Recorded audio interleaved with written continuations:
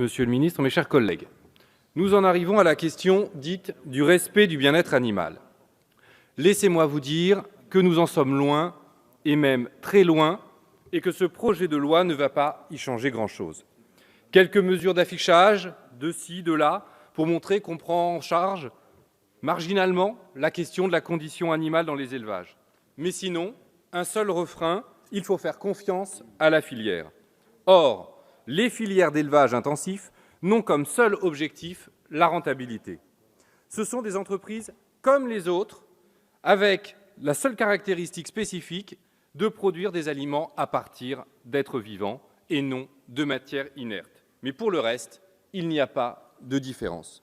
L'industrialisation et la marchandisation d'à peu près tout a mené à des projets déments, de fermes des 1000 vaches, de 17 000 porcs, des 200 000 poules, sans compter les projets de ferme d'un demi-million de porcs en Chine.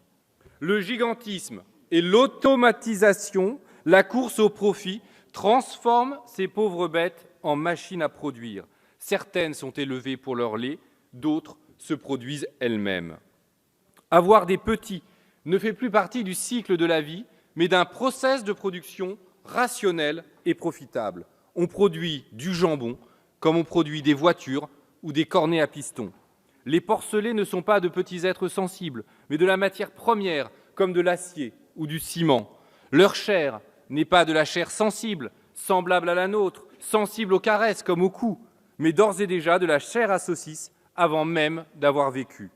Ces animaux ne reçoivent pas davantage de considération que les tomates avec lesquelles ils vont finir par être broyés pour faire de la sauce industrielle. Un ingrédient parmi d'autres, inerte et végétal ou mort. Quelle différence? La vérité crue, c'est que la viande n'est rien d'autre que des morceaux de cadavres que nous avons produits par une naissance et une mort industrielle. Les abattoirs sont parmi les pires cauchemars produits par notre société capitaliste. L'argent et la cupidité pourrissent tout, ils pourrissent les conditions de vie des hommes. Il n'y avait aucune raison à ce que cela ne pourrisse pas aussi la vie des animaux, si on peut encore appeler ça une vie. Les abattoirs de Chicago, première industrialisation de ce secteur, maltraitaient déjà considérablement les employés, en plus des animaux mis à mort. Dans ces lieux, il n'y a que de la souffrance, et c'est pourquoi je veux rendre ici hommage à Mauricio Garcia Pereira, un lanceur d'alerte, ancien employé des abattoirs de Limoges, qui a osé révéler le scandale de l'abattage des vaches gestantes. Il raconte comment des vaches, presque à terme, étaient abattues. Leurs petits auraient pu naître et être des petits veaux en parfaite santé, mais leur mère était tuée juste avant terme. Il dit que ces veaux étaient considérés comme du déchet. La raison ? Le maintien des prix de la viande bovine industrielle. Cet exemple, malheureusement parmi tant d'autres, est le plus significatif pour moi d'à quel point notre humanité s'est perdue. En autorisant ça, nous avons perdu tout sens de ce qu'est simplement la vie. Oh, nous avons bien tenté dans cet hémicycle, un dimanche, à 23h déjà, d'interdire les pires pratiques de l'élevage. La codectomie et la castration des porcelets, à vif. C'est-à-dire que comme les cochons sont élevés sans possibilité de jouer, de fouiner, ce qui correspond à leur caractère enjoué et intelligent, la seule chose qu'il leur reste à faire est de mordre la queue des autres cochons enfermés. Les plaies s'infectent. Plutôt que de leur donner quelque chose pour jouer, on préfère leur couper la queue et leur limer les dents.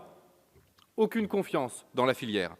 Les lapins, placides et peureux herbivores, deviennent cannibales à force d'être entassés les uns sur les autres en n'ayant comme place pour vivre que l'équivalent d'une feuille A4. Aucune confiance à la filière. Les poules pondeuses sont évidemment toutes des femelles, mais que faire des poussins mâles éclos en même temps? Plutôt que d'utiliser les techniques pour déterminer avant l'éclosion le genre, le plus économique pour la filière est d'attendre l'éclosion, puis de broyer vivants les poussins mâles parce qu'inutiles au système industriel. Je ne sais même pas comment on peut, ne serait-ce qu'imaginer broyer vivants des oisillons. Mais malheureusement, cela est réel. Aucune confiance dans la filière. Nos amendements de première lecture étaient déjà réduits au minimum, ciblant les pires pratiques, non par crainte ou manque de volonté d'aller plus loin, mais à cause du mode de débat en temps législatif programmé qui contraint les groupes d'opposition à restreindre leurs amendements du fait du temps de parole très limité pour pouvoir les défendre. Mais je voudrais dire solennellement qu'il faut aller beaucoup plus loin.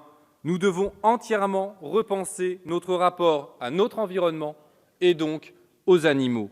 Parce que la façon dont ils sont traités actuellement est une honte absolue, non pas dans tous les élevages, mais déjà dans beaucoup trop. Nous devons radicalement changer notre agriculture vers un modèle biologique et paysan. Nous devons recréer les conditions d'une vie humaine en harmonie avec notre environnement, avec les animaux, afin de faire cesser la déstabilisation des écosystèmes et du climat du fait d'actions irréversibles et irresponsables. Pour ce qui est de la condition animale, il faut réfléchir à la façon dont la voix des animaux peut être représentée dans les débats. Car les animaux ne parlent pas, nous ne parvenons pas à communiquer avec eux dans un langage articulé, mais ce sont, comme nous, des êtres sensibles. Par exemple, on m'a raconté il y a peu que des vaches deviennent aphones à force de meugler en réclamant leurs petits qu'on leur avait enlevés, jusqu'à ne plus pouvoir meugler. Comment ne pas comprendre la détresse d'une mère séparée de son petit, enfermée dans l'impossibilité de le chercher et de le retrouver?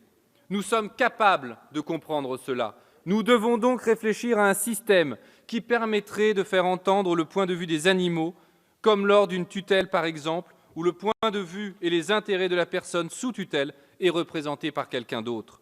Ainsi, il serait souhaitable que lorsque nous votons une loi qui a un impact quelconque sur l'environnement et les animaux, que leur point de vue soit exprimé.